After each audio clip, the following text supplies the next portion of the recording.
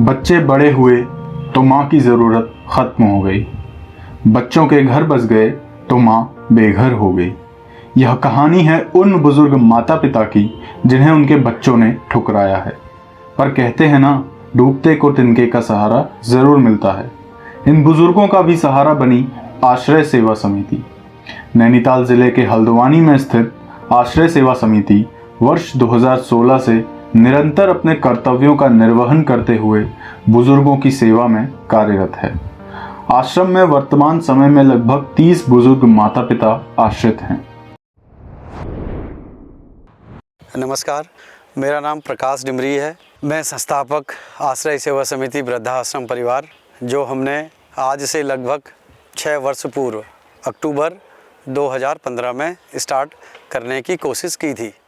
अगर मैं आपको इसके थोड़ा सा विस्तृत अगर ले जाना चाहता हूँ, अक्टूबर 2015 में मैं मॉर्निंग वॉक करते हुए आश्रम के लिए कहीं ज़मीन सर्चिंग कर रहा था। सर्चिंग करते करते मैं इस एरिया में आया तो मुझे ये जगह जहाँ पे अभी वृद्धाश्रम परिवार है, वहाँ पे बहुत कंफर्टेबल, सूटेबल और एक पॉजिटिव वाइब्रेशन लगा। तो मैंने वहाँ पे ज़मीन 2000 स्क्वायर फीट ज़मीन परचेज करी अक्टूबर 2015 में। लेकिन ये विचार मेरे मस्तिष्क में जो आया था, ये विचार 1995 में जब मैं 10th का एग्ज़ाम दे रहा था और ये विचार आया था। वो शुभ जगह थी चित्रशिला धाम, जहाँ पे शिवालय है, जहाँ पे अंतिम क्रियाएं की जाती हैं, शवों को जलाया जाता है।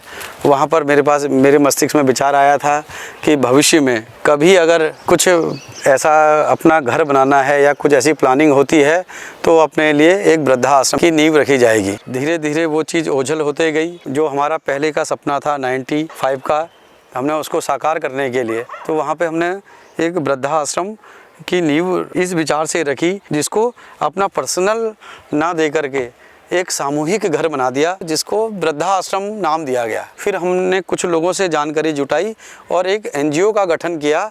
उस एनजीओ का नाम रखा आश्रय सेवा समिति, जो लोगों को आश्रय देगी, पशुओं को आश्रय देगी, पक्षियों को आश्रय देगी। आश्रय देने के उद्देश्य से कार्य हमने स्टार्ट किया। धीरे धीरे जब काम कंस्ट्रक्शन स्टार्ट किया 2016 से, फर्स्ट नवरात्रि से काम स्टार्ट किया। धीरे धीरे एक माता जी आई जिनका फर्स्ट में नाम था मुन्नी बेगम। धीरे धीरे करके इसी करते हुए 2 माताएं आई, तीसरी माता आई, चौथी माता आई। जैसे जैसे लोग बढ़ते गए वैसे वैसे आश्रय सेवा समिति का विस्तार भी होता गया। जो 1 कमरे से स्टार्ट था, आज कम से कम 8 कमरे हो गए हैं। आश्रय सेवा समिति वृद्धाश्रम के साथ साथ पर्यावरण संरक्षण के लिए भी कार्य करते हैं। यह सेवा समिति वृक्षों को लगाने और आजीवन उनकी सुरक्षा एवं वितरण करने का कार्य भी करती है। इसी क्रम में यह समिति मुक्तिधाम स्थल राजपुरा एवं चित्रशिला धाम रानीबाग में शवदाह के पश्चात मृतक के परिजनों को मृतक की याद में एक पौधा देकर उन्हें रोपने के लिए प्रेरित भी करती है। रानीबाग चित्रशिला धाम को फिर जहाँ से हमारे को प्रेरणा मिली थी, हम वहीं स्पॉट पे वापस गए। तो वहीं से हमारे मस्तिष्क में आया कि क्यों ना जो लोग यहाँ से शव जला के जा रहे हैं, उन आत्माओं के नाम से, उस व्यक्ति के नाम से उनके परिवार को एक पौधा दिया जाए। बदलते समय के साथ चकाचौंध से भरी इस जिंदगी में आगे बढ़ते कितने ही बच्चों ने अपने माँ बाप को पीछे छोड़ दिया है। कल तक इन माँ बापों के पास सब कुछ था, पर आज यह बिल्कुल अकेले हैं, लेकिन फिर भी खुश हैं और दुआएं दे रहे हैं।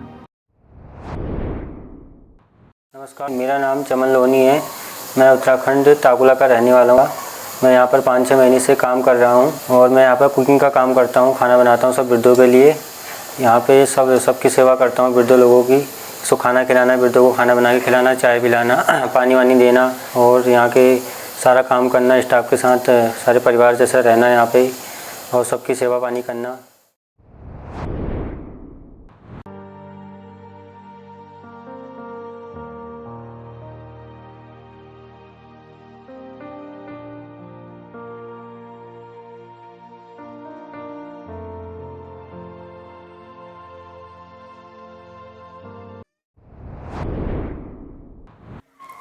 फौजी खुशी के हाथ से मेरा बेटा गर्भ में नहीं रखा, धर्म का बेटा है बेटा।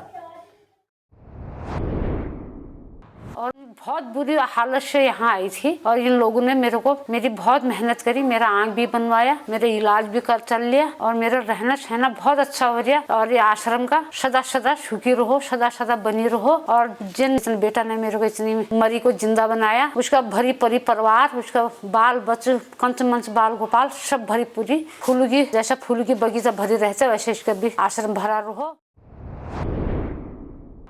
आम लोगों से अपील करता हूं कि आश्रय सेवा समिति वृद्धाश्रम परिवार जो चौपला चौराहा दमुआ डूंगा में स्थित है, यहां पर आएं, विजिट करें, हमारे को गाइड करें। कोई सुझाव देना चाहते हैं कोई सुझाव दें, जिससे कि आपके सुझाव देने से होगा ये कि हमारी इस कार्य को आश्रय सेवा समिति को डेवलप करने में, वृक्ष लगाओ जीवन बचाओ मुहिम को आगे तक ले जाने में, वृद्धों की सेवा हेतु वृद्धाश्रम के सफल संचालन के लिए अगर आप आएंगे तो बहुत हमारी टीम को मोटिवेशन मिलेगा। आशा करते हैं दैनिक एजेंडा द्वारा आप तक पहुंचाई जानकारी आपको पसंद आई होगी। ऐसी ही और भी इंफॉर्मेटिव जानकारी के लिए हमारे साथ जुड़े रहें और सब्सक्राइब करें दैनिक एजेंडा।